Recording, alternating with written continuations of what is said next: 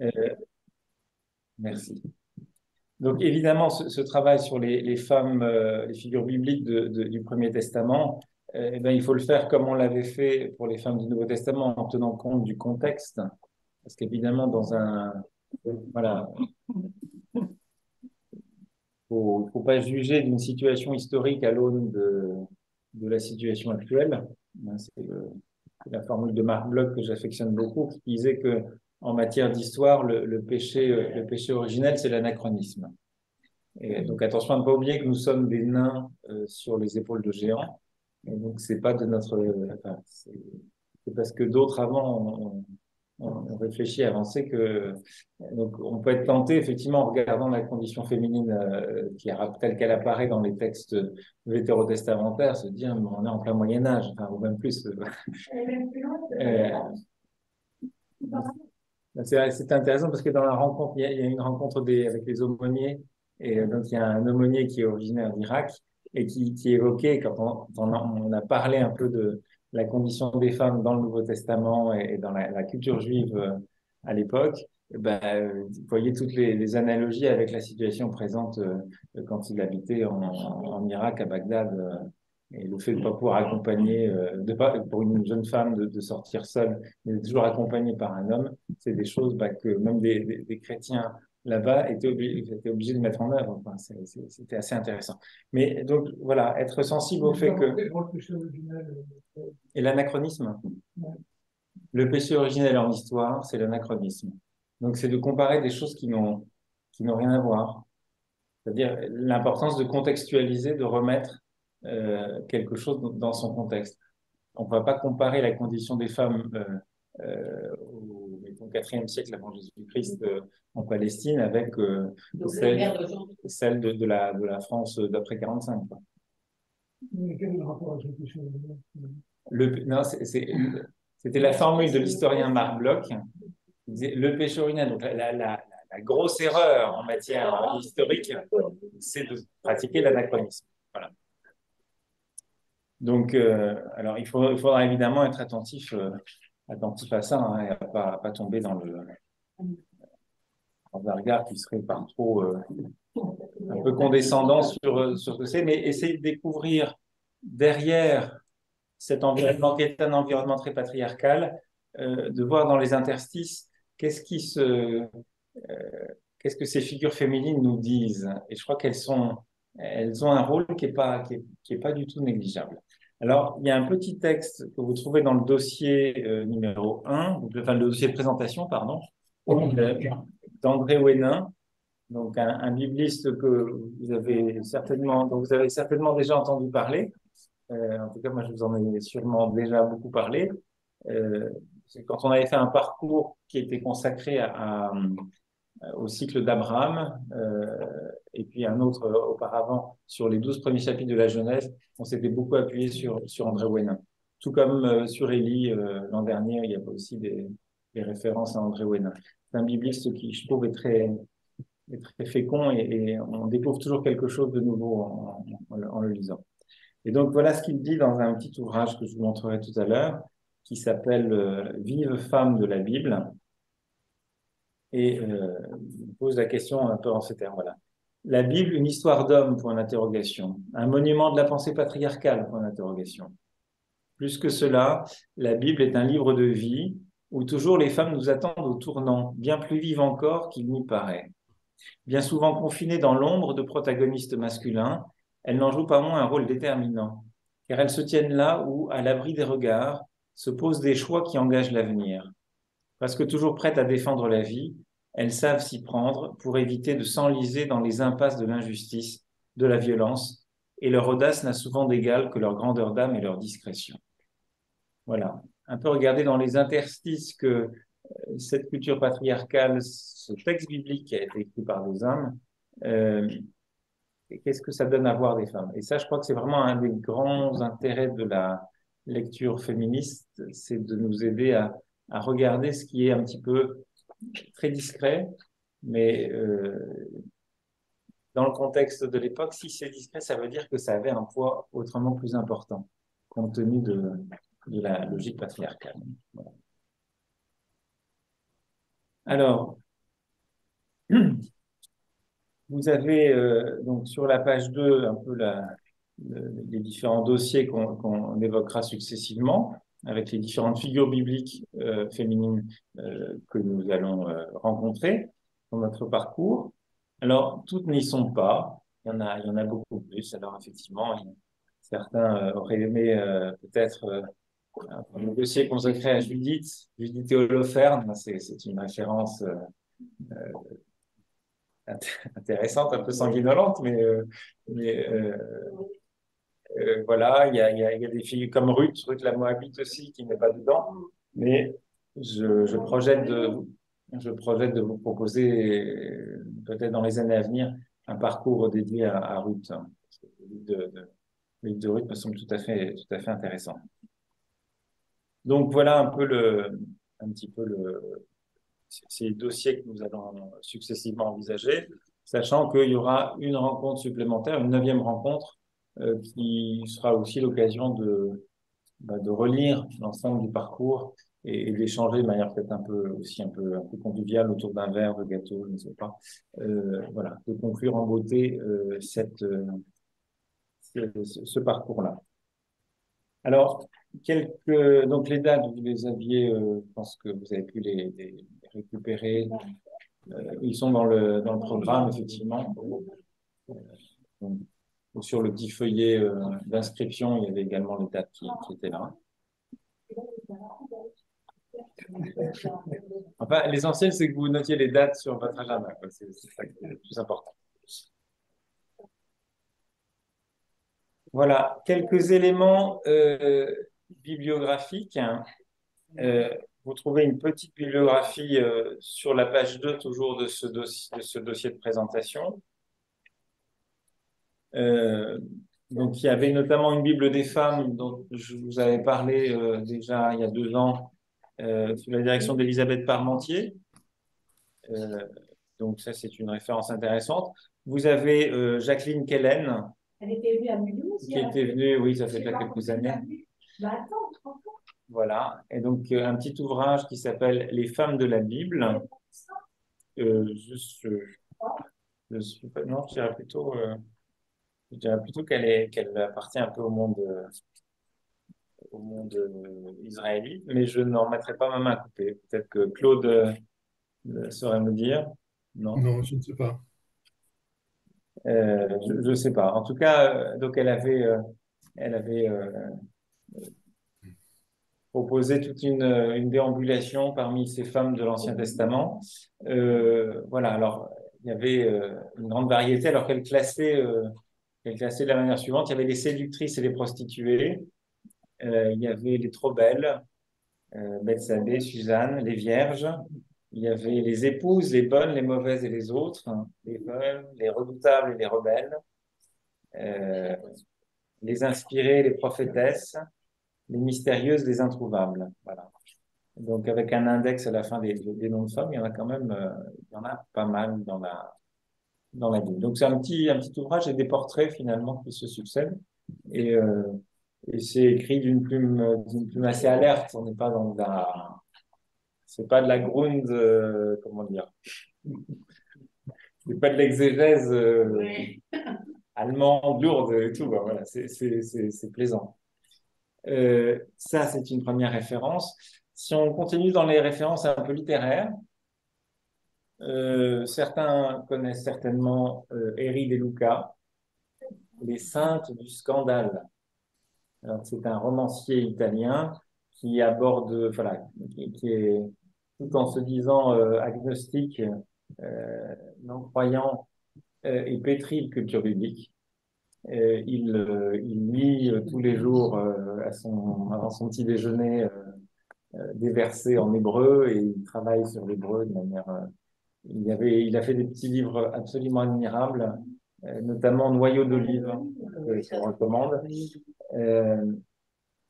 Qu'est-ce qu'il y a encore? Il a fait, euh, et il dit, donc ça c'est autour de la figure de Moïse et de la loi juive au Sinaï. Il avait fait comme une langue au palais, qui évoque aussi, voilà, qui est pétri de tradition, de Bible, et puis il cherche le sens des mots, hein. Donc c'est vraiment une approche intéressante. Et là aussi, c'est un certain nombre de, de figures qui vont être évoquées. Alors, il y a Rebecca, il y aura Rahab, Bethsabée. Il y a aussi, il y en a quelques-unes du Nouveau Testament aussi, hein. Mais en tout cas, là aussi, c'est assez rafraîchissant et c'est pas un peu comme autrement que Jacqueline Kellen, c'est une lecture un peu en dehors des sentiers battus. On n'est pas dans de l'exégèse classique, un petit peu qui ronronne et tout, quoi. Voilà. C'est assez plaisant. Un autre ouvrage que je vous recommande, je crois que je vous en avais déjà parlé, c'est Vive femme de la Bible, donc avec André Hénin et Camille Faucan, qui est aussi bibliste, je crois, et Sylvie Germain, qui est la romancière française assez un peu connue. Et donc, là aussi, c'est des portraits de femmes qui sont proposés, avec un peu cette caractéristique toujours d'André Hénin, je trouve, qui est qui voit des choses qu'une lecture un peu, enfin, la lecture superficielle qu'on fait souvent ne perçoit pas, quoi. Donc, ça vaut la peine. Je suis en train de est-ce qu'il y a quelqu'un qui mange dans le...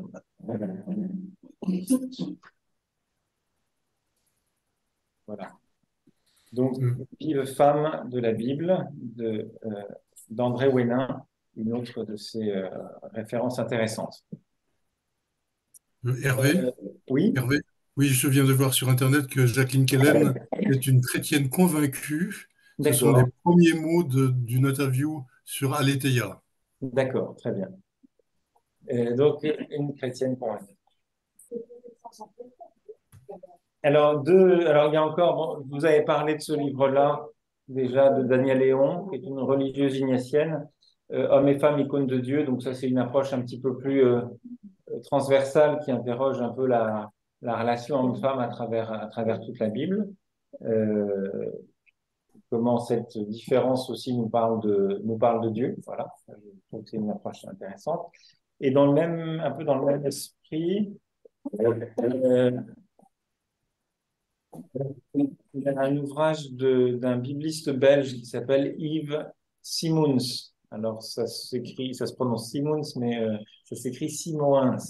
C'est une particularité wallonne. Et l'ouvrage, paru en 2014, s'intitule Hommes et femmes, de la Genèse à l'Apocalypse, texte, interprétation. Et donc, c'est les éditions des facultés jésuites de Paris. Alors, ça, oui. Hommes et femmes, de la Genèse à l'Apocalypse, texte, interprétation. Alors, c'est intéressant parce que Simon se montre un petit peu comment tout au long du texte de la Bible, depuis la Genèse jusqu'à l'Apocalypse, masculin et féminin dialogue, avec la présence un peu partout de figures masculines et féminines qui sont depuis voilà, le serviteur souffrant et, la Jérusalem céleste, et puis qu'on va retrouver au moment de l'Apocalypse, on trouve aussi du masculin, du féminin, et c'est assez stimulant comme approche. Et puis une dernière référence, avec toujours des portraits un peu comme ça. Ça a déjà quelques années, mais ça n'a pas pris de ride. C'est un très beau livre de Paul Beauchamp qui s'appelle 50 portraits bibliques. Et vous avez donc 50 portraits d'hommes et de femmes de la Bible, mais donc il y a un certain nombre de portraits féminins qui peut être intéressant d'aller regarder comme des éclairages. 50 portraits bibliques. Voilà pour les références un peu. Paul Beauchamp. Paul Beauchamp, Beauchamp, un grand bibliste jésuite qui a enseigné au Centre Sèvres et puis à Lyon également. qui est mort déjà dans les années 80, 90, je crois, mais qui a beaucoup marqué énormément de biblistes français. Voilà pour la bibliographie.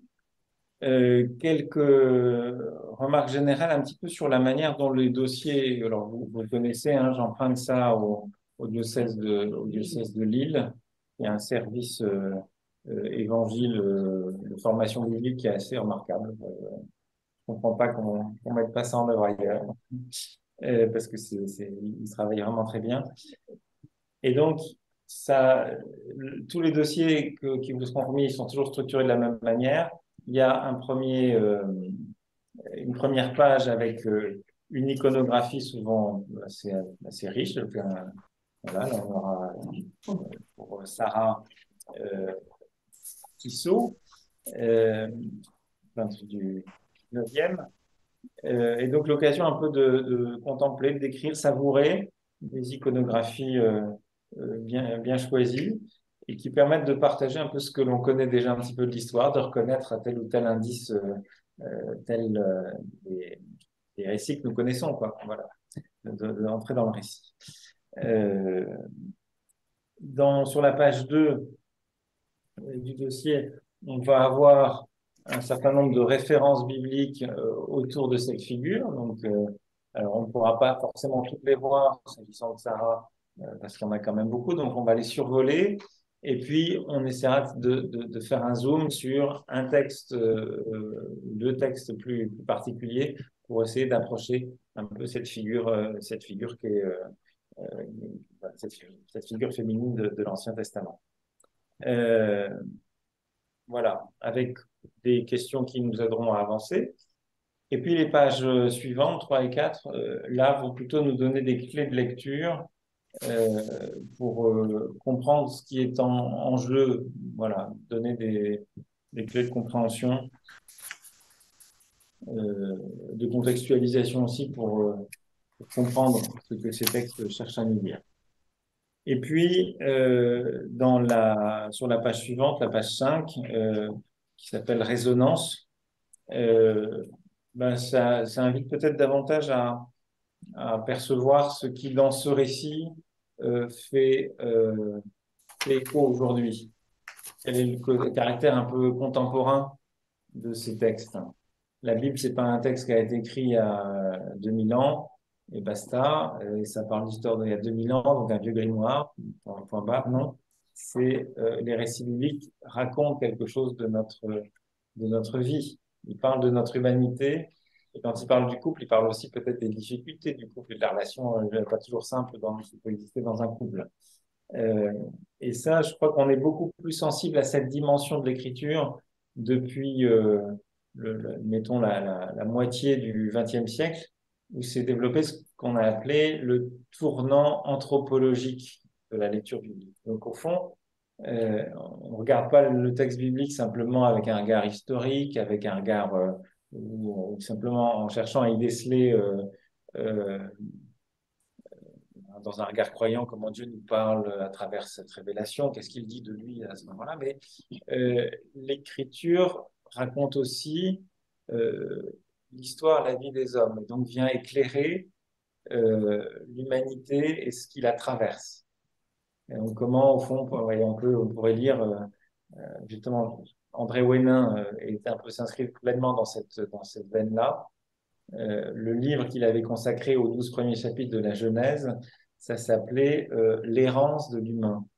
Donc, c'est comment, dans ces premiers chapitres de la Genèse, on voit l'homme qui euh, accède apprend à s'humaniser. Voilà. Et donc, je trouve que c'est intéressant aussi de regarder ces textes à travers ce prisme-là. Et c'est un peu aussi ce que voudrait, je crois, nous dire cette page résonance.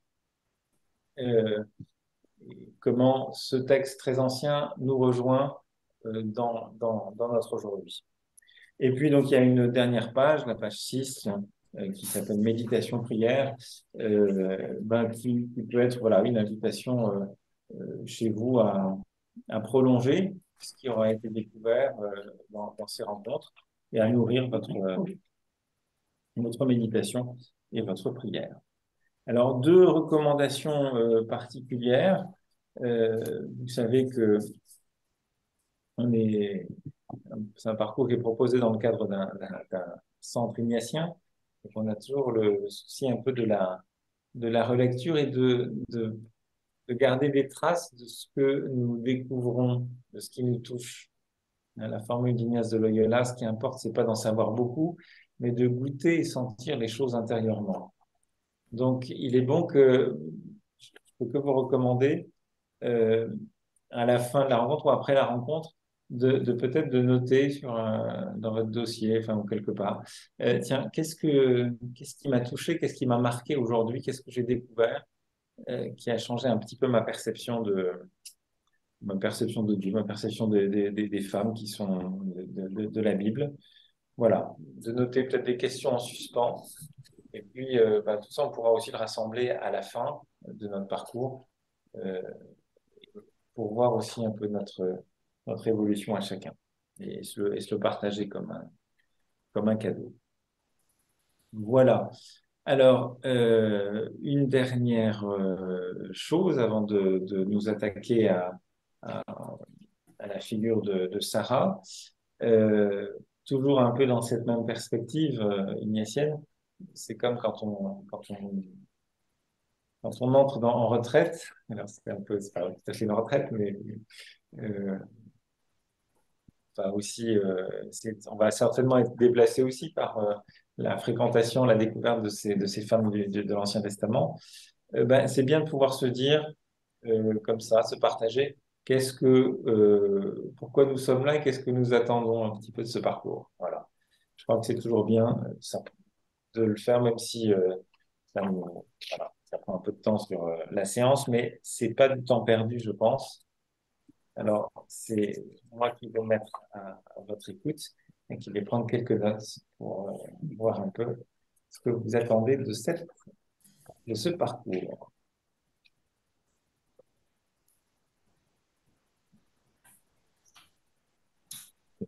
Qui voudrait se lancer?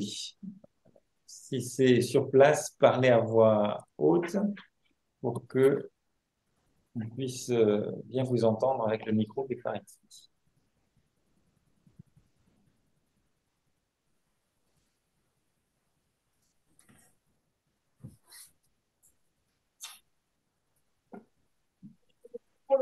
L'Ancien Testament, donc ça m'intéresse de connaître un peu plus les femmes. Certaines, oui, mais je ne connais pas, donc approfondir un peu ce que je connais pas.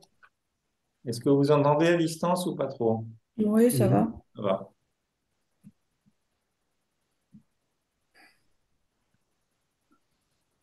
Mhm.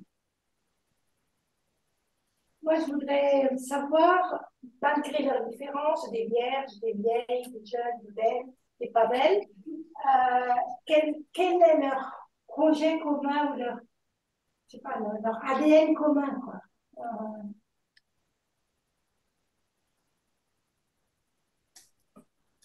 Mhm.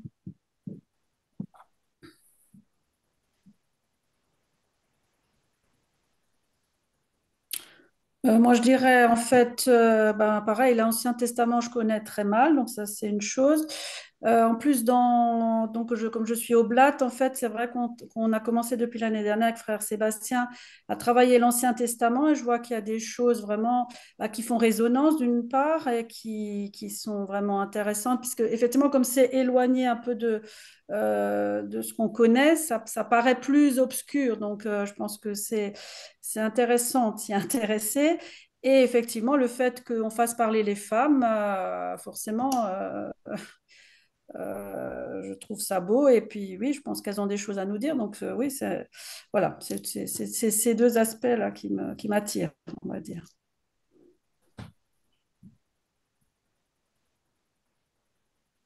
Merci Agnès.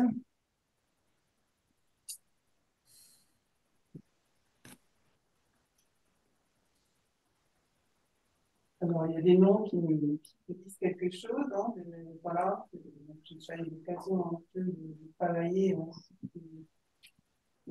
avec ces femmes-là. Et donc de pouvoir approfondir et de voir voilà, comment qu'elles se sont laissées guider ou comment qu'elles sont allées au bout de leur projet, comment que Dieu a parlé dans leur vie.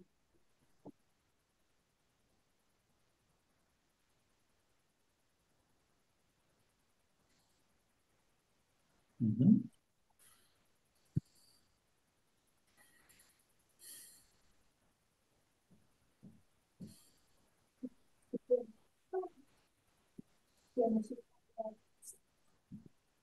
Mais moi, je suis pas tellement venu pour le thème particulièrement. En fait, moi, je trouve, ben, ce que j'apprécie, c'est de venir pour avoir des chances de me nourrir. Parce que pour moi, je ne le fais pas tout seul. Donc, du coup, voilà, ça m'a bien plu l'année dernière. Le chemin bizarre, mon lieu pour parler à ce propos. C'est particulier. Et je suis sûr que j'ai découvert des trucs. J'ignore, où je vais voir les choses autrement.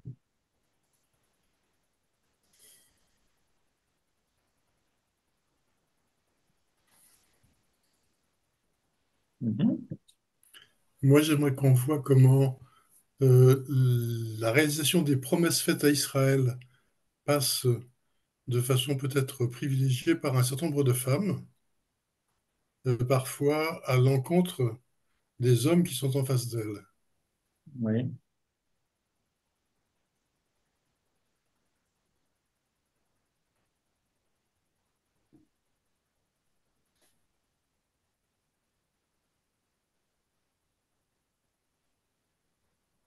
Mhm.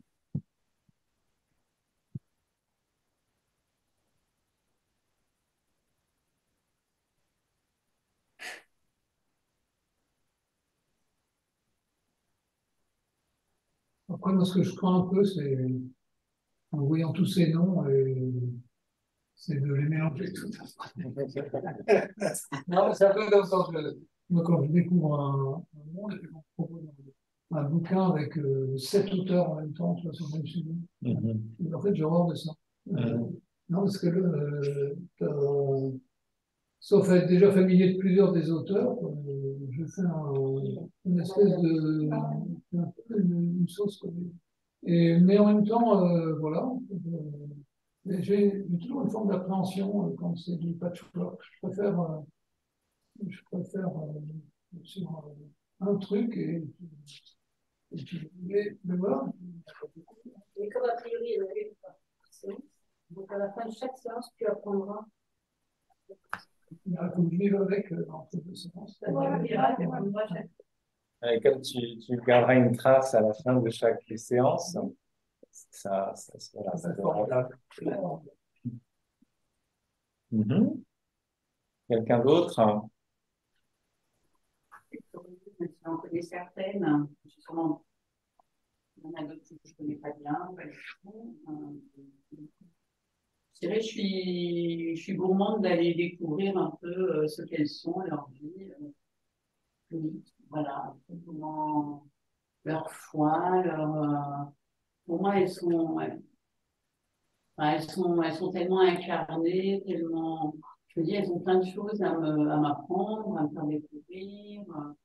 Et, ouais, donc, je suis un peu excitée, quoi, oui, d'aller, je sais pas comment dire, il y a une espèce de petite gourmandise, voilà. Et puis elles sont rusées, hein, bon. Et je me dis, dans un monde qui était Tout est dans la tellement patriarcal, mais elles ont pu rayonner, elles ont pu, voilà. Oui, en ce moment, beaucoup de choses à voir. C'est pas foutu, là. Ça relève de la psychologie. Mais oui, Pas la psychologie. voilà. C'est pas des saintes, ça aussi, ça me fait peur. Oui, c'est pas des femmes, voilà, c'est pas des gens parfaits, oui, effectivement. Ça, elle était partie. C'est encore autre chose. Enfin, dans l'acception commune du mot saint, voilà. Le titre de Henri De Luca, Les saints du scandale, ça nous dit aussi ce côté un peu paradoxal. c'est pas, en tout cas, c'est pas la sainteté sulpicienne, quoi. Avec l'inclination de la tête à 45 degrés. Pourquoi, toi? Moi, je suis venue, enfin, comme ça fait plusieurs années que je viens, et j'aime beaucoup faire la rencontre parce que ça permet d'échanger, de connaître, de m'enrichir. Mais quand j'ai vu le thème, j'ai dit, encore les femmes? Ah bon? Ouais. Alors, franchement. C'est logique, hein, les hommes aiment les femmes. Et voilà, c'est vrai qu'en lisant ces prénoms, je ne connais pas. Mais je me dis qu'on parle beaucoup des femmes actuelles, c'est peut-être pas leur place. Mais voilà, c'est peut-être l'époque, mais je trouve qu'il y a aussi des hommes qui valent le coup. Les hommes, on en parle tout le temps, je trouve. Voilà.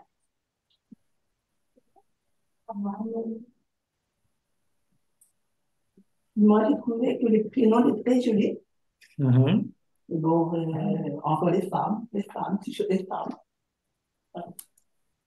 Découvrir, savoir. Mhm. Moi, quand j'ai vu les prénoms, justement, les noms de toutes ces femmes, il y en avait peut-être sur la dizaine qui avaient là, enfin, sur un peu des clients, j'ai vu, il y en avait peut-être 3. J'aurais pu dire quelque chose dessus, mais pas le reste. Hein. Alors, je me suis dit, là, il faut que j'y aille, pour comme ça, je vois ce que valent les autres.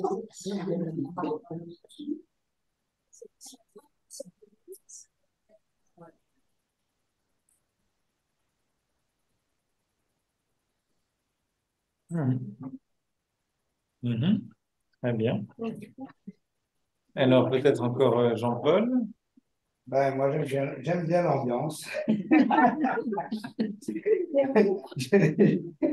J'aime bien le rassemblement, se retrouver en convivialité, surtout. Hein. Et puis, c'est vrai que bon, il y a aussi, voilà, comment dire ça, un petit peu la curiosité de savoir ce qu'ont vraiment apporté ces femmes dans l'Ancien Testament. Ce qu'elles ont, oui, ce qu'elles ont ce qui a marqué ces femmes, quoi, dans l'Ancien Testament. Parce que si elles sont là, c'est qu'elles ont fait quelque chose et de bien ou de... Qu'est-ce qu'on fait remarquer? Qu'est-ce qu'elles ont, voilà. Ok, bah, écoutez, merci de ce partage. Est-ce que quelqu'un ne se serait pas exprimé encore? Non, ça va? On le sait pour les autres séances. Voilà.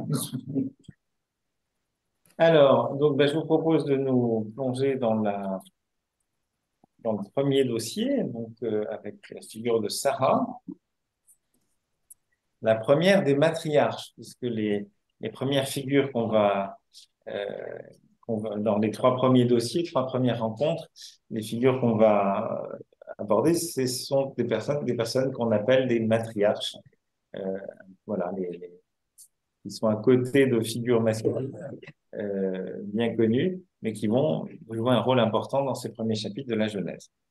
Donc la première, Sarah, et alors on commence avec, comme convenu, la lecture d'images.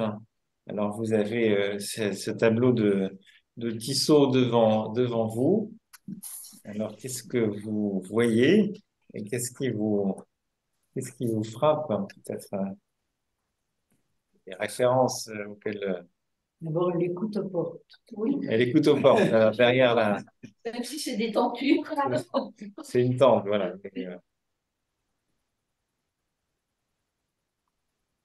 Donc, vous voyez un peu le contexte, le récit biblique qui est derrière, hein, c'est le chêne de Mambré avec les 3 visiteurs qui viennent rendre visite Les hommes d'un côté. à Abraham. Donc, c'est mystérieux visiteur, donc ça met à devenir que c'est Dieu qui vient visiter Abraham et Sarah pour annoncer la naissance d'Isaac, d'un enfant. Et donc Sarah qui est à l'arrière, qui a son plateau, puisque à l'arrivée des visiteurs, Abraham l'invite à aller préparer le repas pour l'hospitalité pour les autres qui viennent de se présenter. Et donc, elle a les pains sur son plateau et elle écoute effectivement attentivement aux portes et peut-être, voilà, est-ce qu'on voit un sourire s'esquisser? Voilà, est-ce que c'est déjà le rire de Sarah? Bon, peut-être. C'est la seule fois où dans la Bible on entend quelqu'un qui rigole.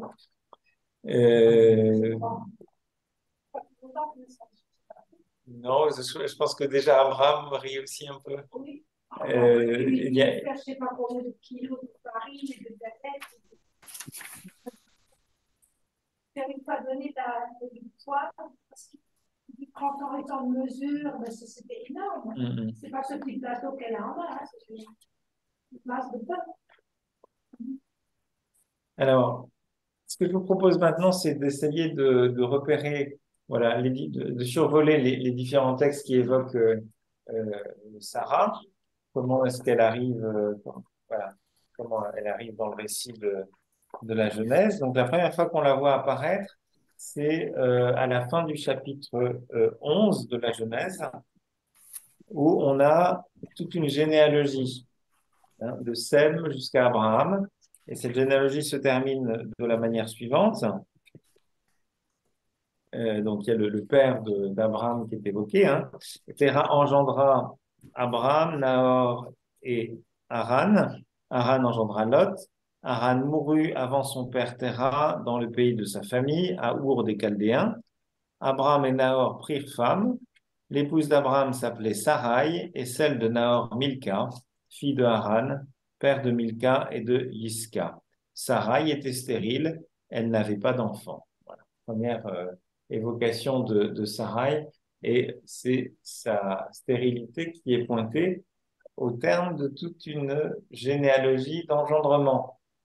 Donc il y a cette généalogie masculine qui on engendre, et puis hop, ben, la dynamique semble comme enrayée à travers cette figure de Sarai, parce que c'est son nom à ce moment-là. Deuxième moment où on la voit, ceux qui avaient suivi le parcours du cycle d'Abraham s'en souviennent peut-être, c'est l'épisode où Abraham et Sarai se retrouvent en Égypte. Ils fuient la famine et ils se retrouvent en Égypte. Et là, il va y avoir un espèce de jeu un peu bizarre entre Abraham et Sarai. Surtout de la part d'Abraham, enfin c'est assez curieux. Donc, ils se rendent en Égypte et au moment d'atteindre l'Égypte, est-il dit au chapitre 12, verset 11, il dit à sa femme Sarai, « Vois, je sais bien que tu es une femme belle à voir, alors quand les Égyptiens te verront et diront, c'est sa femme, ils me tueront et te laisseront en vie. Dis, je te prie, que tu es ma sœur pour que l'on me traite bien à cause de toi et que je reste en vie grâce à toi. » De fait, quand Abraham atteignit l'Égypte, les Égyptiens virent que cette femme était fort belle. Les officiers du Pharaon la regardèrent, chantèrent ses louanges au Pharaon, et cette femme fut prise pour sa maison. À cause d'elle, on traita bien Abraham, qui reçut petit et gros bétail, ânes, esclaves et servantes, ânesses et chameaux. Mais le Seigneur infligea de grands maux au Pharaon et à sa maison, à cause de Sarai, la femme d'Abraham. Le Pharaon convoqua Abraham pour lui dire, « Que m'as-tu fait là? Pourquoi ne m'as-tu pas déclaré qu'elle était ta femme? Pourquoi m'as-tu dit, c'est ma sœur? Et je me la suis attribuée pour femme. Maintenant, voici ta femme, reprends-la et va-t'en. » Le Pharaon ordonna à ses gens de le renvoyer, lui, sa femme, et tout ce qu'il possédait. Voilà. Donc, pour un jeune couple, c'était pas le terme d'usage de l'un et l'autre déjà à ce moment-là, mais comme première expérience, c'était un petit peu curieux quand même. Parce que vous avez une espèce de... ouais, oui, c'est quasiment... comme si Abraham prostituait son épouse. Enfin, et tout ça par peur. Enfin, c'est un peu curieux. On voit bien qu'il y a manifestement dans la relation conjugale, c'est un peu curieux quand même. Donc Abraham, pris par la peur, qui fait passer Sarai pour sa sœur. Ensuite, on va retrouver Sarah après la promesse qui a été faite à Abraham d'avoir une descendance. Donc ça, c'est au chapitre 15 que cette promesse est faite à Abraham. Et juste après, au chapitre 16, euh, Sarah est à nouveau présente, mais elle va avoir un rôle tout à fait étonnant, là aussi, euh, qui manifeste quelque chose d'un petit peu dysfonctionnel, là aussi, dans le couple, du fait sans doute aussi de cette stérilité. Donc, chapitre 16, verset 1 et suivant. Sarai, femme d'Abraham, ne lui avait pas donné d'enfant. Elle avait une servante égyptienne du nom de Hagar. Et Sarai dit à Abraham, voici que le Seigneur m'a empêché d'enfanter. C'est intéressant d'ailleurs, c'est la stérilité qui était évoquée de manière neutre. Ici, dans la bouche de Sarai, apparaît comme étant une malédiction venant de Dieu, d'une certaine manière. C'est Dieu qui m'a empêché de. Euh, donc, Sarai, en quelque sorte, se met à imaginer un scénario pour que la promesse s'accomplisse. La promesse a été annoncée et pour qu'elle trouve une réalisation, elle essaie d'imaginer un moyen, un procédé, un bricolage pour donner un enfant à Abraham. Euh, Va donc vers ma servante, peut-être que par elle j'aurai un fils. Abraham écouta la proposition de Sarai. 10 ans après qu'Abraham se fut établi dans le pays de Canaan, Sarai, sa femme, prit Agar, sa servante égyptienne, pour la donner comme femme à Abraham son mari. Il alla vers Agar qui devint enceinte. Quand elle se vit enceinte, sa maîtresse ne compta plus à ses yeux. Sarai dit à Abraham, tu es responsable de l'injure qui m'est faite. C'est moi qui ai mis sur ton sein ma servante. Dès qu'elle s'est vue enceinte, je n'ai plus compté à ses yeux. Que le Seigneur décide entre toi et moi. Abraham répondit à Sarai, voici ta servante en ton pouvoir, fais-lui ce qui est bon à tes yeux. Sarai la maltraita et celle-ci prit la fuite. C'est pas une image non plus très très glorieuse. Enfin, on parlait de ces femmes ne sont pas des saintes plus que les patriarches. Voilà, des procédés alors qui apparemment avaient une existence dans le Proche et le Moyen-Orient, une manière d'avoir un enfant par des voies un peu inhabituelles. Et puis, il y a sans doute aussi le fait que sa condition de femme stérile,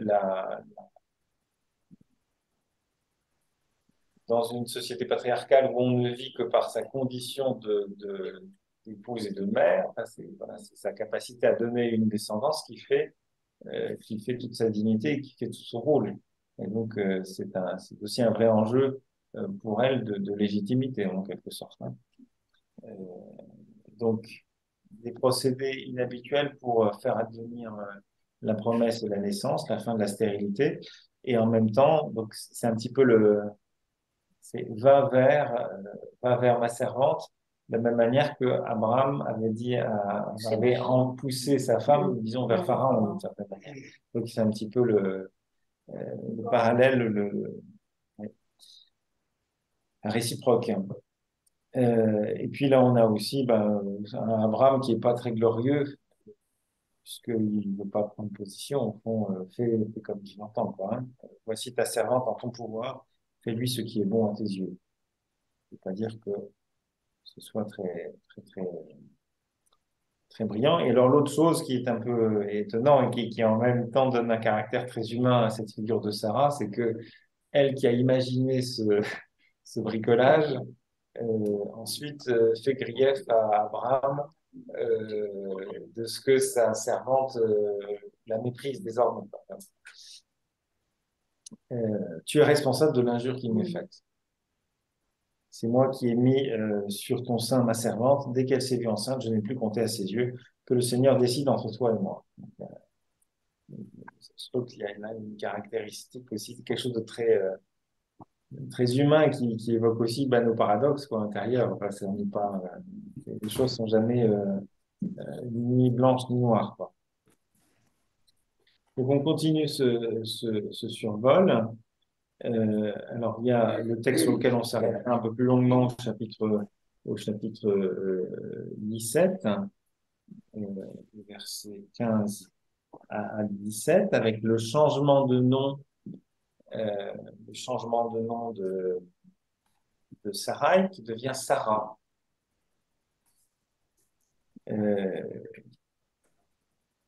qui fait suite au chapitre 17, au changement de nom d'Abraham. Au chapitre 17, verset 5, voilà. On ne t'appellera plus du nom d'Abraham, mais ton nom sera Abraham, car je te donnerai de devenir le père d'une multitude de nations.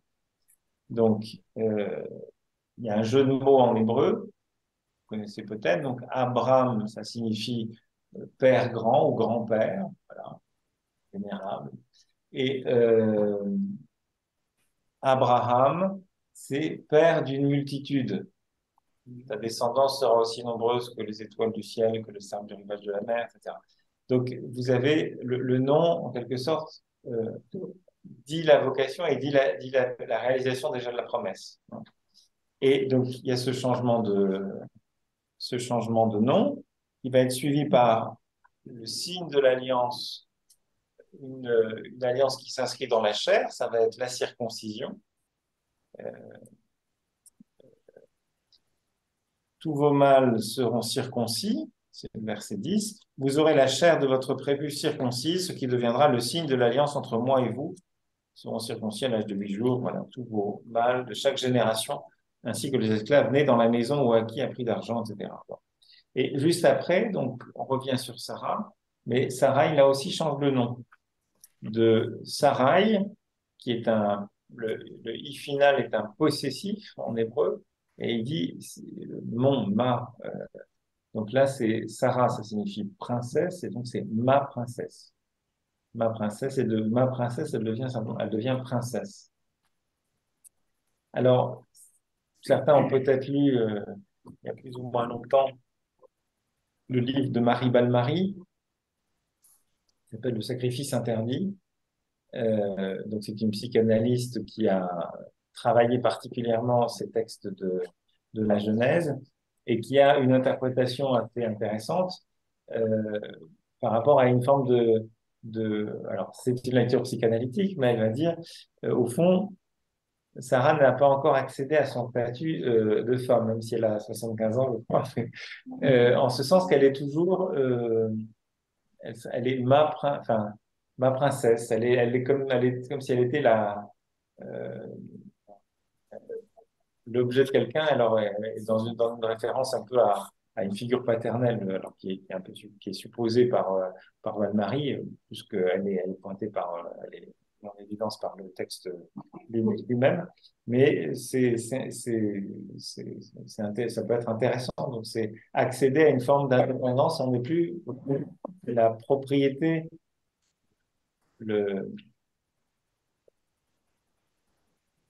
ma princesse, ça dit ça dit aussi une forme de dépendance. On est la chose de quelqu'un.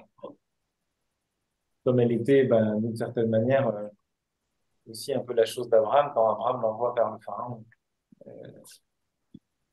Et peut-être que quand elle décide de mettre en place ce bricolage, c'est aussi pour répondre aux injonctions qui lui sont faites d'être mère. Il faut absolument qu'elle le soit. Donc dans ce qu'on a investi en elle, elle manque de liberté, elle reste l'objet de désirs euh, qui ne sont pas forcément les siens. Donc elle est jouée, agie par autre chose. Donc c'est aussi peut-être dans ce nouveau nom lui donner une forme de plus grande liberté ou d'autonomie, en quelque sorte. Bon.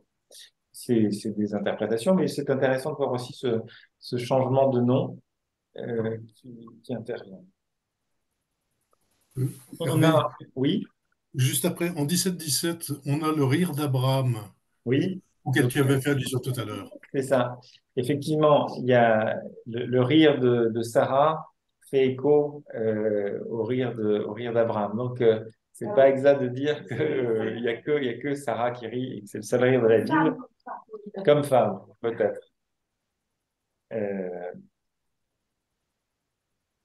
Abraham, c'est qu'il rit parce qu'il croit à rien. Ben, il ne croit pas plus que Sarah ne croira à la possibilité pour elle d'enfanter. Enfin, voilà. Donc, on va avoir ensuite, donc il y a cette incrédulité d'Abraham. qui va trouver donc sa confirmation en Genèse 18 avec l'incrédulité de Sarah, au moment où les trois visiteurs viennent annoncer à Sarah et à Abraham, et par son intermédiaire à Sarah, que elle va être mère l'année suivante. On a à nouveau une aval, donc on va s'y arrêtera un peu plus près tout à l'heure. On voit encore Sarah apparaître au chapitre 21.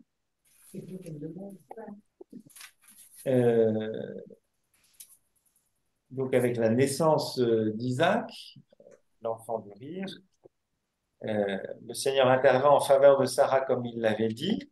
Il agit envers elle selon sa parole. Elle devint enceinte et donna un fils à Abraham en sa vieillesse à la date que Dieu lui avait dite. Abraham appela Isaac le fils qui lui était né, celui que Sarah lui avait enfanté. Il circoncit son fils à l'âge de 8 jours, comme Dieu le lui avait prescrit. Abraham avait 100 ans quand lui naquit son fils Isaac. Sarah s'écria, Dieu m'a donné sujet de rire, quiconque l'apprendra rira à mon sujet. Elle reprit, qui aurait dit à Abraham que Sarah allaiterait des fils, et j'ai donné un fils à sa vieillesse. Voilà, ça c'est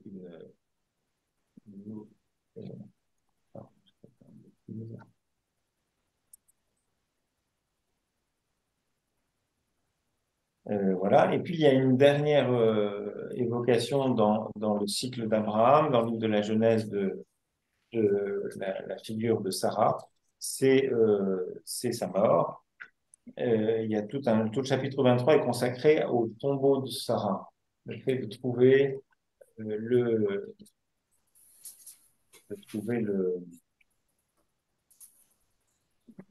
un lieu, une sépulture pour Sarah, et donc ça se conclut avec le verset 19. Abraham ensevelit sa femme Sarah dans la caverne du champ de Macpéla, devant Mamré, c'est Hébron, au pays de Canaan. Donc le lieu existe toujours, enfin après le fameux tombeau des patriarches à Hébron, en plein dans le territoire palestinien, et il y avait eu, si vous vous souvenez, il y a quelques années, l'actualité récente nous y replonge, donc un attentat, c'était pour le coup un extrémiste juif qui avait massacré des musulmans qui étaient en prière dans ce lieu de pèlerinage. Voilà, donc on est tout à fait au sud de l'Israël contemporain.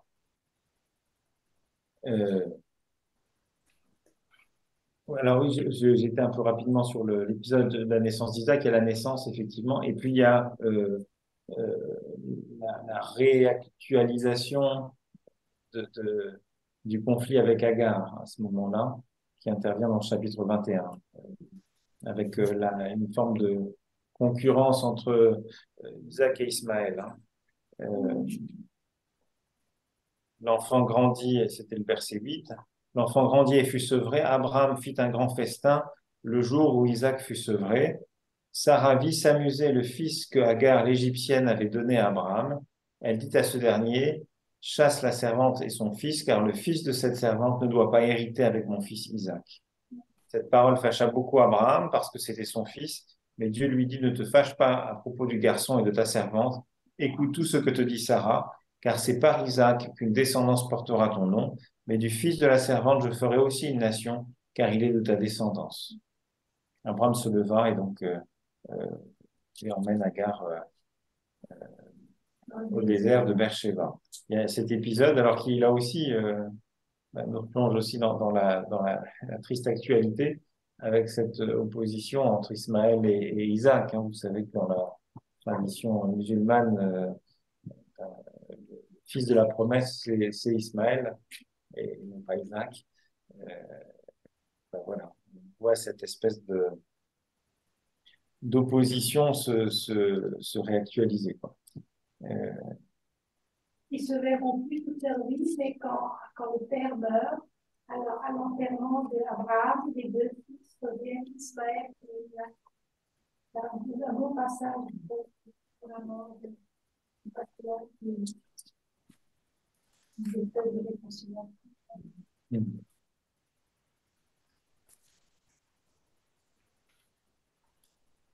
Euh, C'est dommage qu'il n'ait pas mis la Trinité de Roublev là dans le petit illustre aussi cette rencontre dans le désert. oui, alors c'est parce que là, c'est déjà une lecture très chrétienne des choses. Hein. Ça projette aussi. Ah oui, c'est extraordinaire. Ce passage, Mais qui se focalise pas vraiment sur la figure de Sarah, il faut reconnaître. Ismaël, c'est bien de qui alors? Donc c'est le fils d'Abraham et de Hagar. Donc quand Sarah ne peut pas, ne pouvant pas avoir d'enfant, elle imagine un stratagème pour donner un enfant à Abraham, donc en l'envoyant vers sa servante Hagar. Et de cette union, de cette relation va naître Ismaël. Alors, oui, alors après, ça, c'est une relecture un peu. C'est que des prénoms. Parce qu'il dit qu'il aura aussi, je crois que Dieu promet que votre fils aura aussi une grande descendance. Oui, tout à fait. Tout à fait. C'est pas. Il y a la singularité d'un appel pour Israël, enfin, ce qui sera Israël là plus tard. Mais ça ne, c'est pas il y a une forme d'élection, mais qui ne se fait pas non plus au détriment. C'est pas les autres n'ont rien, quoi. Voilà. Alors maintenant, regardons d'un petit peu plus près les deux récits un peu plus centraux où Sarah se voit annoncer la naissance d'un enfant. Et donc, c'est Genèse 17, 15, 17 et Genèse 18, 1, 6 à 15, que vous trouvez donc dans la page 2 du dossier. Dieu dit à Abraham, tu n'appelleras plus ta femme Sarai du nom de Sarai, car elle aura pour nom Sarah. Je la bénirai et même je te donnerai par elle un fils. Je la bénirai, elle donnera naissance à des nations, des rois de peuples sortiront d'elle. Abraham se jeta face contre terre et il rit. Il se dit en lui-même, un enfant naîtrait-il à un homme de 100 ans, ou Sarah avec ses 90 ans pourrait-elle enfanter? Et donc chapitre 18, le Seigneur apparut à Abraham au chêne de Mamré alors qu'il était assis à l'entrée de la tente dans la pleine chaleur du jour. Verset 6, Abraham se hâta vers la tente pour dire à Sarah, vite pétris 3 mesures de fleurs de farine et fais des galettes. Et il courut au troupeau en prendre un veau bien tendre. Il le donna au garçon qui se hâta de l'apprêter. Il prit du caillé, du lait et le veau préparé qu'il plaça devant eux. Ils se tenaient sous l'arbre, debout, près d'eux. Ils mangèrent et lui dirent, où est Sarah, ta femme? Il répondit, là, dans la tente. Le Seigneur reprit, je dois revenir au temps du renouveau, et voici que Sarah, ta femme, aura un fils. Or Sarah écoutait à l'entrée de la tente derrière lui. Abraham et Sarah étaient vieux, avancés en âge, et Sarah avait cessé d'avoir ce qu'ont les femmes. Sarah se mit à rire en elle-même et dit, tout usé comme je suis, pourrais-je encore jouir? Et mon maître est si vieux. Le Seigneur dit à Abraham, pourquoi ce rire de Sarah? Et cette question, pourrais-je vraiment enfanter, moi qui suis si vieille? Y a-t-il une chose trop prodigieuse pour le Seigneur? À la date où je reviendrai vers toi, au temps du renouveau, Sarah aura un fils. Sarah nia en disant, je n'ai pas ri, car elle avait peur. Si, reprit-il, tu as bel et bien ri. Alors, on peut essayer de regarder les questions qui sont proposées sur la partie gauche de la page 2. Et puis, essayons d'y répondre. On pourra peut-être s'appuyer sur les repères et clés de lecture qui sont sur les pages suivantes.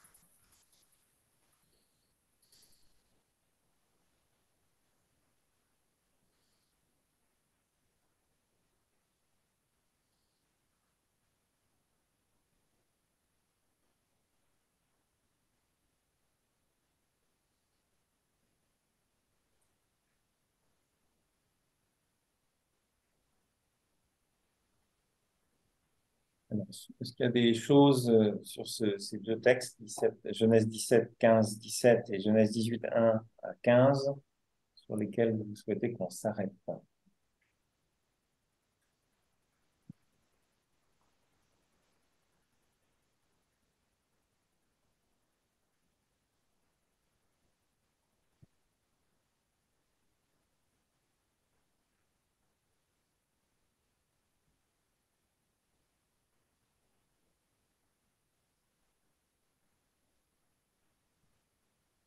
C'était plutôt pour revenir au nom, là, au changement de nom, je me faisais la réflexion. Est-ce que c'est pas aussi, en fait, ils passent à une sorte de vocation universelle en devenant, enfin, ils sont plus maîtres de leur destin. C'est plus un couple qui va avoir un enfant, c'est des gens qui s'inscrivent dans l'histoire sainte, en fait, et qui vont être oui, les géniteurs de tout un peuple, le peuple de Dieu. Et à ce moment-là, on change de nom parce que on s'appartient plus d'une certaine manière. Oui, enfin, alors qu'il y ait quelque chose d'une étape et qu'il y ait une forme d'universalité, enfin, d'une mission, certainement, mais c'est pas une mission qui est, je dirais, imposée ou qui serait, sinon on serait toujours dans une forme d'objet, enfin, on serait toujours Oui. objet de quelque chose.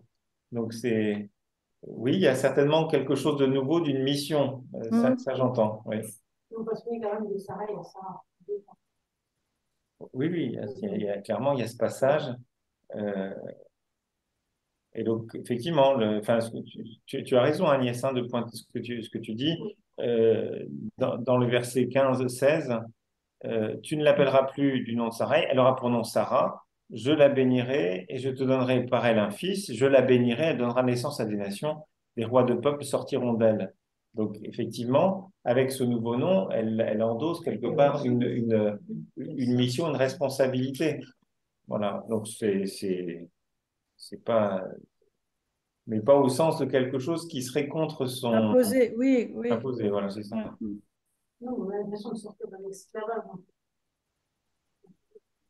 Oui, c'est-à-dire que effectivement, autant je pense avant la stérilité qui était la sienne la mettait un peu en marge, enfin, parce que son identité, comment dire, comme femme, elle ne valait que comme mère. Or, précisément, sa stérilité la rend assez démunie par rapport à ça, mais ça va être curieusement par ce biais-là qu'elle devient porteuse d'un projet qui est plus large, qui va beaucoup plus loin. En fait, ça la libère d'un poids aussi. Savoir démuni par rapport à l'enfantement et retrouver le pouvoir de princesse.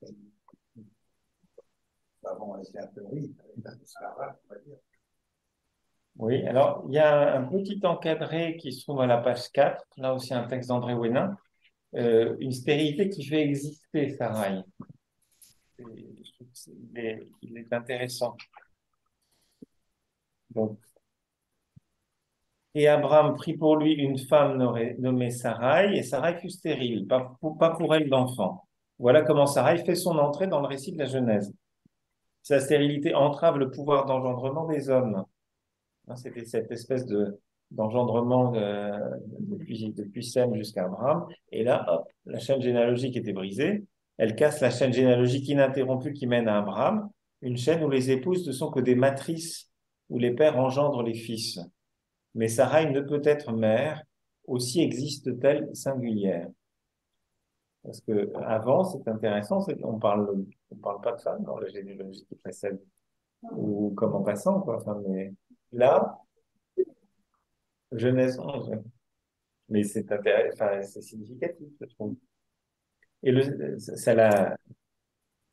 elle apparaît en dehors de cette simple fonction reproductrice et de cette nécessité qu'elle a d'enfanter, quoi. Hein.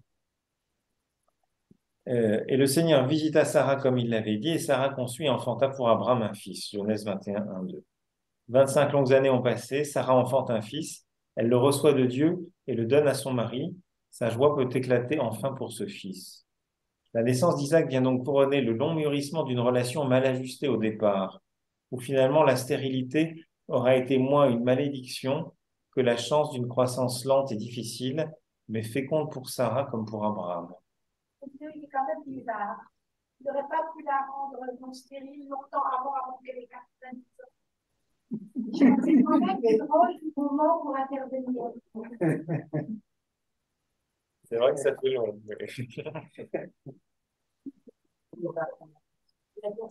Ça fait partie des épreuves. Oui, oui, mais enfin, si tu es amour, il faudrait être un peu plus en Ah, Et voilà. Sarah, une femme qui a lutté à l'obscur peut-être, donc c'est son côté un peu sombre, enfin dans la relation avec Agar, le fait d'imaginer des bricolages quand même un peu curieux, quoi, mais il était à la mode. qui Et qui le était, sont encore dans certaines pays. oui, mais je suis pas sûr que ce soit, comment dire, le genre de choses qui soit très, comment dire, toujours très très saine. Enfin, je suis pas sûr que dans une relation de couple, ce soit forcément la solution idéale. Bon. Non, pardon. Il est ça pour savoir. Bah, Ça vous arrange ouais. bien. Ben, je pense que c'était d'abord c'était plus une nécessité sociale et culturelle que le fruit d'un souhait ou d'un service, hein, enfin, qu'on voulait rendre à quelqu'un. Descendance.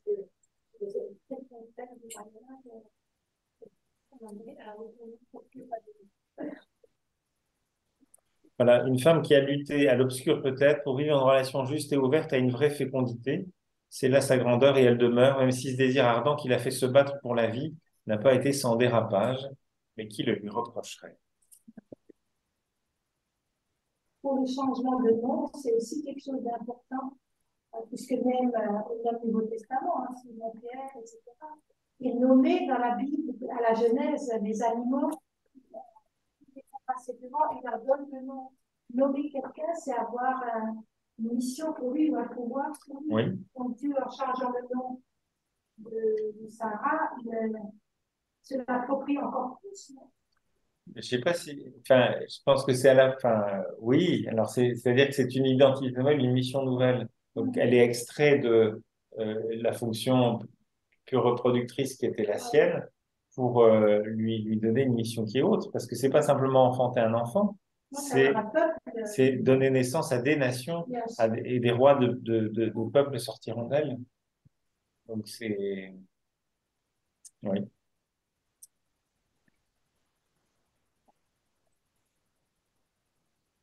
Alors il y a la question du rire, hein. Le rire, des rires d'Abraham et puis ensuite de Sarah. Euh, alors, là aussi, il y a un petit encadré qui peut éclairer la compréhension de ce texte. L'enfant du rire à la page 3.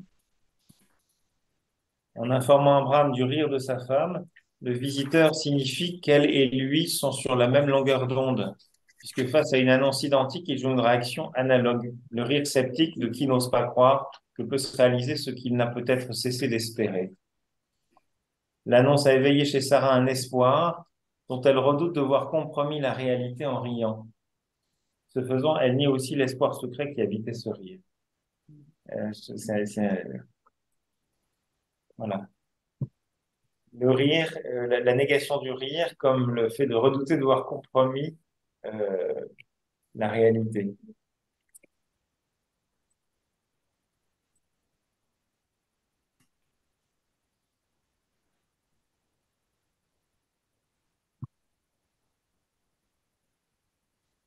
Alors, évidemment, ces histoires de stérilité qui accompagnent vraiment toute cette figure hein, de Sarah, ça évoque des tas d'autres figures de ce même genre.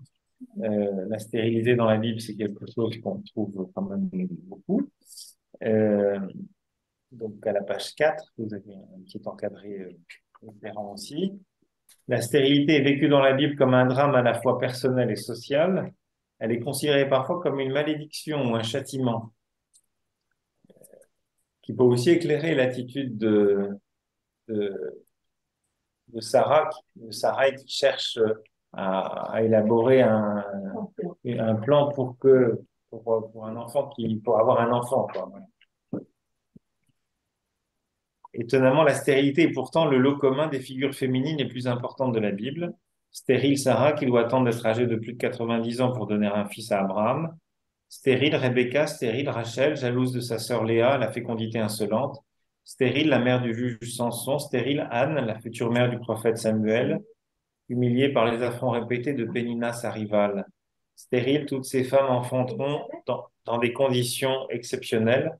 L'enfant qu'elle n'attendait plus sera même, dans la plupart des cas, promis à une destinée exceptionnelle.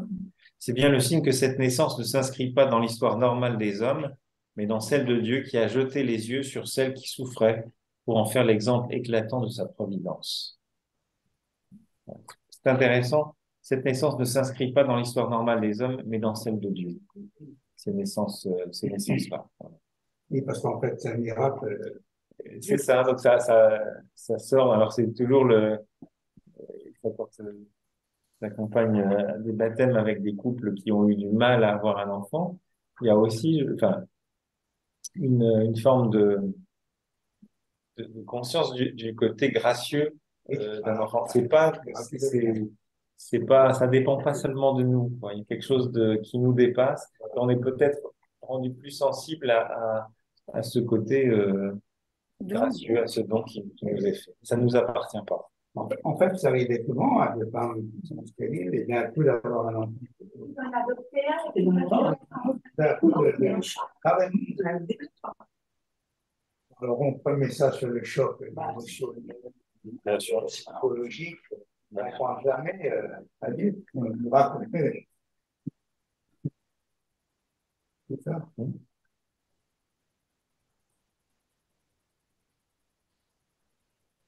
Donc, le changement de nom, on l'a évoqué.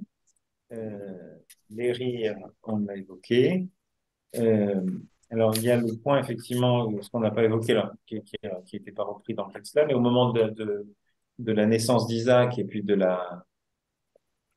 renvoi de Agar, il y a aussi la question voilà, quelles sont les attitudes de Sarah vis-à-vis d'Abraham et d'Agar? Quels sentiments sont mis en relief? En quoi font-ils avancer l'histoire? Donc, vous un peu de l'attitude. Donc, Sarah qui imagine son stratagème.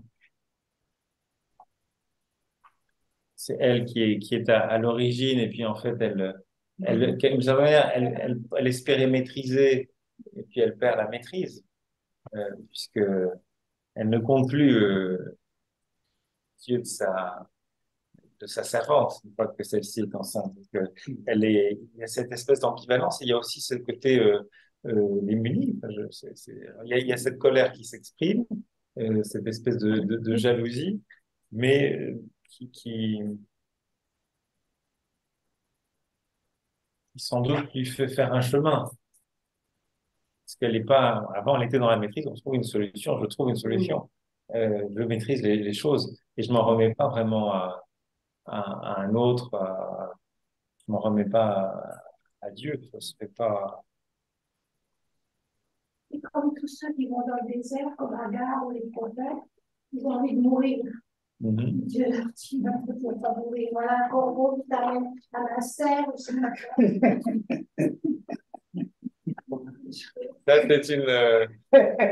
c'est qu'on appelle ça, ça c'est un midrash alsacien. Du premier livre des rois, voilà. Mais alors, donc sur la figure d'Agar, il y a le petit texte de la page 3 est vraiment très intéressant parce qu'on quand elle se retrouve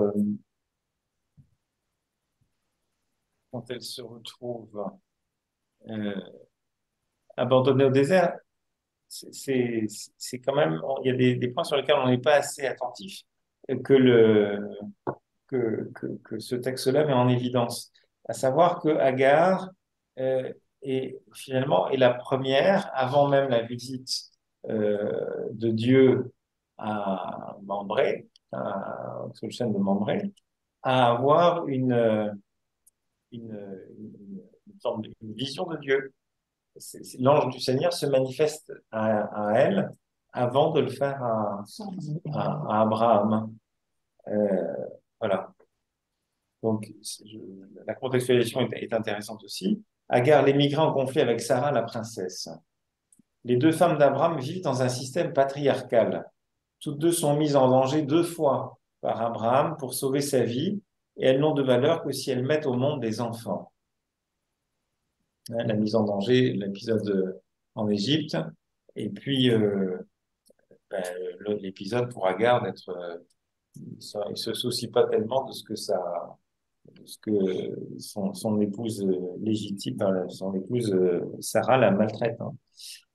Agar l'Égyptienne vit comme une femme esclave et sera forcée de donner un fils à Abraham selon une institution légitimée qui prévoit l'enfantement par une esclave en nom et place de l'épouse principale. Donc, dans ce contexte de femme soumise et objet, Agar, au statut triplement inférieur, femme, esclave et étrangère, va devenir rebelle et résistante. Devant la jalousie et les humiliations de Sarai, Agar s'enfuit loin de la face de Sarai. Dans le désert, près d'une source, elle vit une rencontre exceptionnelle avec l'ange de Dieu. Elle est la première personne, elle, une esclave et une étrangère, avant même Abraham, dans le récit de la Genèse, à être ainsi gratifiée d'une telle rencontre. Elle est surtout le seul personnage biblique qui a l'audace de donner à Dieu un nom inédit. Elle qui parle en je interpelle Dieu, son interlocuteur, en tu, tout en le nommant El Roi, Dieu de ma vision. Et elle commente le nom, interprétant du même coup son expérience. Ici j'ai vu, après qu'il m'a vu. Elle voit celui qui a vu. Elle passe par le dialogue où chacun entend la parole de l'autre et par le regard échangé entre l'humilié et celui qui a entendu et vu son humiliation. Yahvé et Agar ont échangé un regard de vie. Le vivant m'a vu.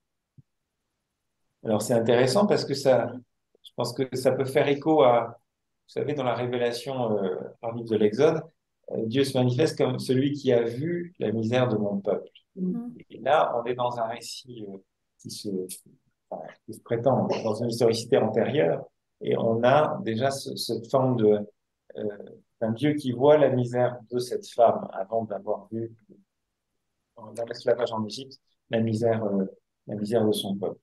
Et l'autre chose qui me semble intéressante, si vous regardez ce chapitre 16, dans l'annonce, dans ce que l'ange du Seigneur dit à Agar, on ne peut pas, comme chrétien familier du Nouveau Testament, on ne peut pas ne pas, voilà, le texte, tout de suite, ça fait réagir. L'ange du Seigneur lui dit, voici que tu es enceinte et tu vas enfanter un fils et tu lui donneras le nom d'Ismaël. Ça vous rappelle quelque chose? C'est clairement, voilà, c'est tout à fait le même cap que l'Annonciation. C'est pas tout à fait anodin. Le Seigneur a perçu ta détresse. Donc, voilà, elle a quand même une condition qui est pas simple du tout, mais Dieu ne l'abandonne pas. Et même si l'élection va être du côté du fils de Sarah, va passer par lui. Néanmoins, Ismaël n'est pas laissé à lui-même. Ça, si on retrouve donc là, ce que Dieu dit à Abraham, donc ça c'est chapitre 21, verset 12, et Dieu lui dit, ne te fâche pas à propos du garçon et de ta servante, écoute tout ce que te dit Sarah, car c'est par Isaac qu'une descendance portera ton nom, mais du fils de la servante, je ferai aussi une nation, car il est de ta descendance.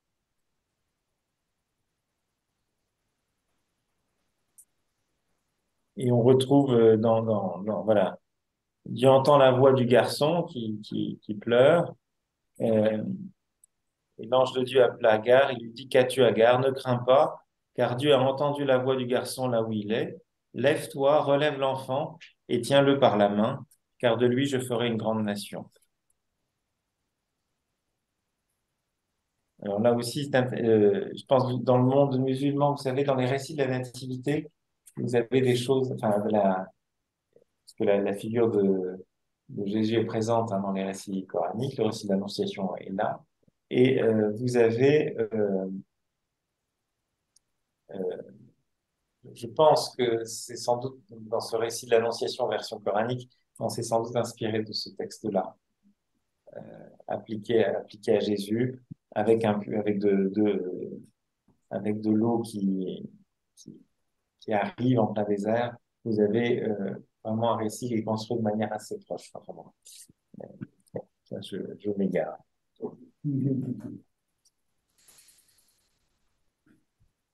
Voilà. On peut encore, oui, il y a le texte d'Eliade Abekassi, on n'a pas regardé encore, à la page 4. Devenir mère.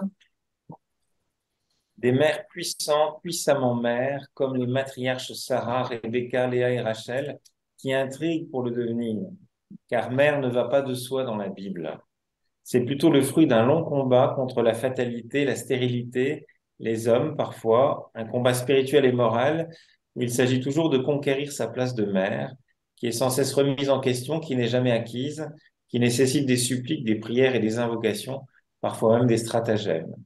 Effectivement, avec les matriarches, on va en avoir comme ça des choses tout à fait originales et un peu, parfois un petit peu tordues. Mais tout à l'heure, c'est Gabriel qui demandait qu'est-ce qui est un petit peu constant chez toutes ces femmes dans leur diversité. Voilà. Ça donne déjà quelques éléments de réponse ici. Voilà. Alors, on peut en venir, parce que là, le temps est déjà un petit peu dépassé, sur la page 5, résonance. Il faut parfois beaucoup de temps pour que nos relations avec Dieu, avec notre conjoint, avec les autres soient ajustées, deviennent fécondes. Devant ce qui nous paraît impossible à vue humaine, avons-nous parfois, comme Sarah, ce mélange d'espoir et de doute? Lorsque nous nous sentons humiliés ou perdus, osons-nous, comme Agar, en parler à Dieu? Alors, il y a différentes ouvertures qui sont proposées. On peut s'arrêter sur les deux premières. La richesse des années, ce que dit le pape François, au sujet des personnes âgées. Dans la Bible, la longévité est une bénédiction. En accordant la vieillesse, Dieu le Père donne du temps pour approfondir sa connaissance, son intimité, pour entrer toujours plus dans son cœur et s'abandonner à lui. Mais elle est aussi un temps de fécondité renouvelée. Vieillissant, il fructifie encore, dit le psalmiste, psaume 92, verset 15. Le dessein de salut de Dieu, en effet, se réalise aussi dans la pauvreté des corps faibles, stériles et impuissants. Du sein stérile de Sarah et du corps centenaire d'Abraham est né le peuple élu. D'Élisabeth et du vieux Zacharie est né Jean le Baptiste. La personne âgée, même lorsqu'elle est faible, peut devenir instrument de l'histoire du salut. Voilà. Je trouve que c'est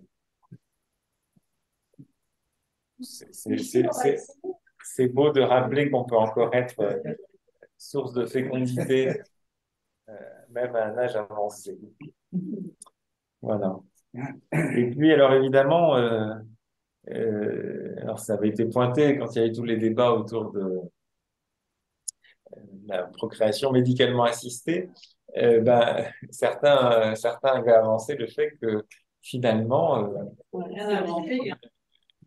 là, c'est pas la procréation médicalement assistée, pour le coup, c'est la gestation pour autrui, c'est déjà, c'est déjà un peu dans la Bible, dans les récits bibliques. Oui. Et le deuxième encadré le dit, dans la Bible, nous avons rencontré des femmes en souffrance qui se disaient ou se croyaient stériles par la volonté de Dieu parce qu'elles n'avaient aucune autre proposition. Grâce à la volonté de Dieu, elles ont été enceintes. Nous avons vu que la stérilité n'a jamais été une malédiction de Dieu. Aujourd'hui, elle reste une souffrance, mais cette souffrance peut être assumée et sublimée. On cherche encore des chemins pour avoir des enfants, adoption, PMA, GPA, etc. Jusqu'où faut-il aller? Donc, mais je trouve que en tout cas, dans le bricolage qu'imagine qui imagine Sarah, il y a à entendre cette expression, ce désir de maternité, quoi. Après, ça rend pas forcément le désir, rend pas forcément la démarche légitime, parce que dans l'espèce, c'est pas un choix libre d'Agar que d'aller vers Abraham. C'est quand même une forme, c'est clair, enfin, c'est aussi une forme d'esclavage. Elle est esclave. Donc ça légitime, ça peut légitimement interroger. Mais voilà, Est-ce que c'était un bricolage? Enfin, quelque chose parce que là, à un moment, ils évoquent, selon une institution légitime qui prévoit l'enfantement par une esclave en nom et place de l'époux principal. Donc moi, quand je dis ça, j'ai vraiment l'impression qu'à l'époque, une femme qui n'était pas une esclave et qui ne pouvait pas enfanter, eh ben, elle avait recours, elle pouvait avoir recours à ce genre, sachant que l'esclave qui était un objet, prêtait son corps, n'avait aucun droit sur l'enfant. En nom et pas de l'épouse principale. L'enfant, il était juridiquement, enfin, je ne sais pas comment on peut dire à l'époque, il était reconnu comme enfant, non pas de l'esclave qu'il avait porté, mais de celle qu'il avait commandée. Oui, c'est ça. Alors, donc, dans la tome, vous avez une note au chapitre 16, verset 2, qui dit la chose suivante. Dans le droit mésopotamien, et notamment néo-assyrien, une épouse stérile pouvait donner une servante à son mari et ensuite adopter l'enfant de celle-ci.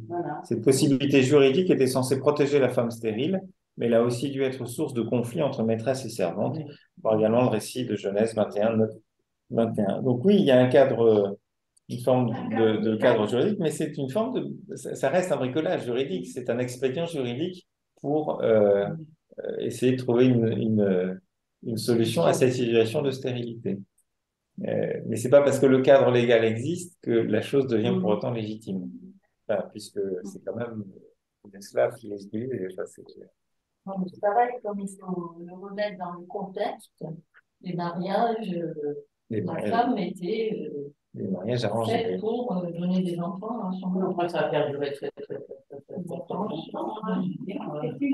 Les reines de France qui n'enfantaient pas, elles étaient bonnes à mettre au rebut. Alors, voilà, peut-être juste pour conclure, si vous allez sur la dernière page, vous avez un texte, voilà, je ne connais pas ce monsieur, mais une famille biblique idéale pour l'interrogation. La dernière page, il faut complètement tourner là, c'est pas dans le même sens. Ces couples et ces familles de l'Ancien et du Nouveau Testament, ce sont nos familles marquées par les problèmes de stérilité, de mort, de jalousie entre frères, de tout ce qui fait les hauts et les bas de la vie de chaque couple et de chaque famille. Dans ce quotidien parfois heureux, parfois malheureux, Dieu est là qui guérit, prévient, accompagne, soutient, relève et redonne vie là où l'on ne voit plus que la souffrance et la mort. Il est puissance de résurrection dès l'Ancien Testament et jusqu'au Nouveau. La famille idéale de la Bible, c'est à nous de la construire jour après jour, en apprenant des erreurs et des actions des familles et des couples de la Bible, sur le regard de Dieu et dans un abandon confiant à son amour. C'est lui qui est saint et c'est lui qui sanctifie Adam et Ève, Abraham et Sarah, David et Bethsabée, Joseph et Marie, à travers le quotidien parfois douloureux de leur vie. Leur vie est pour nous chemin et modèle d'un idéal d'alliance à construire jour après jour, avec l'aide de Dieu pour être signe de salut dans le monde. Voilà, je trouve que c'est assez heureux, et je parlais de ce tournant anthropologique, et de voir aussi comment les couples, les familles bibliques sont beaucoup de familles, de couples dysfonctionnels. Donc, je crois que ça nous apprend aussi un peu ces errances de l'humain, mais en même temps de Dieu qui vient accompagner ces errances et pour essayer de conduire vers de la vie. On aura ça encore avec la fois prochaine avec une autre figure féminine qui est particulièrement audacieuse et qui va mettre en œuvre des procédés étonnants. Voilà. On peut dire ça. Voilà, il est 22h15, j'ai déjà bien dépassé ce que nous nous étions promis. Donc, ben, il me reste. Ah oui, si, il y a un point que je voulais aborder avec vous. Deux choses. Je pense que c'est clair pour tout le monde que donc il y a cette année deux parcours bibliques. Donc, ce parcours consacré aux femmes qui s'échelonnera jusqu'en juin. Et puis, il y aura un parcours plus bref consacré à la première épître de Pierre, mais qui débutera en janvier. Et ce sera les mercredis uniquement le soir, en visio ou le soir. Voilà. C'est dans le programme, dans le programme du CPH. Et l'autre chose, parce que j'ai failli oublier, mais c'est vachement important, j'avais pu parler à l'un ou l'autre d'une possibilité d'organiser un séjour à Beauce. Voilà. Alors, donc, voilà. Il y a cette session biblique qui est organisée habituellement en octobre. Je pars lundi pour cette session biblique. J'avais pris contact avec des frères et des sœurs de la communauté pour voir dans quelle mesure il serait imaginable de faire quelque chose pour un groupe un peu constitué. Enfin, si on est déjà quelques-uns, ils seraient prêts à organiser une semaine biblique pour nous. Alors, j'avais eu un message on trouve, de la communauté il y a déjà quelques mois. Et voilà. Donc, projet de semaine biblique avec un groupe. Nous serions heureux d'accueillir votre groupe à Beauce. S'agit-il d'adultes et de quel âge? Bon, ça y est, intéressés par un parcours biblique ou plus généralement spirituel? Vu le nombre attendu, nous pourrions penser à vous réserver quelques jours dans l'année, éventuellement en regroupant les demandes d'autres groupes ou participants. Donc, c'est-à-dire que si on a un petit groupe déjà mettons, de 15, ben voilà, ils ouvriraient à d'autres groupes qui souhaiteraient vivre francophones, qui souhaiteraient. Parce que ça, oui, on va me poser la question cet après-midi. Donc, c'est bien une semaine biblique en langue française. Hein. C'est en italien. Ça va bien en 10 ans. Voilà. Alors, comme période, nous devrions y réfléchir aussi sur la base de notre programme d'initiative pour l'année 2024, que nous ne connaîtrons cependant qu'en octobre. Une possibilité pourrait être la période entre juin et juillet. Cette date pourrait-elle vous convenir? Il faudra que... Oui, mais c'est vague, ça. Ah oui, c'est vague. Et, alors, ça commence, c'est toujours le même, c'est toujours du lundi, fin d'après-midi, jusqu'au samedi suivant. Voilà. Voilà, donc en Italie. samedi matin. En Italie. Alors les dates ne sont pas arrêtées, mais les dates ne sont pas. Les dates ne sont pas fixées. Mais parce que au moins un traitement à nuit, Italie du Nord. Oui, comme ça, si je peux faire librement pareil là-bas, d'accord. au lieu de prendre, bon, j'ai un groupe, je peux aussi l'emmener, mais ils vont voir quelques mois. Ok, bah oui, c'est la chose. Mais c'est à voir. Donc, en tout cas, voilà. Je sais pas si parmi vous, certains seraient a priori pourraient être intéressés. Après, je vais voir qu'est-ce qu'ils peuvent proposer concrètement comme. Enfin, je les vois la semaine prochaine. Quels sont les créneaux qui peuvent leur aller pour eux, quoi, voilà, en fonction de leur disponibilité. Et puis, on sera amené à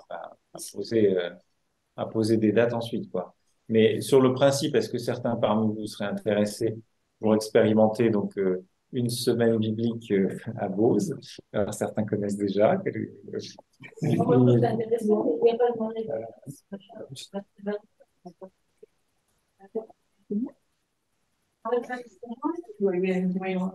demandé d'animer à l'attention et tout, donc déjà que je suis toujours malade, moi je commence à me crever. Ah ben là, tu écouteras chanter, tu ne chanteras pas. Ça c'est pas fait, mais. Alors voilà, c'est à peu près à 5 heures de route depuis Mulhouse. Et on peut s'organiser effectivement un covoiturage. Pas la semaine avant que tu prends pas, c'est déjà pas rester tout le temps. C'est pas possible que ça en réel.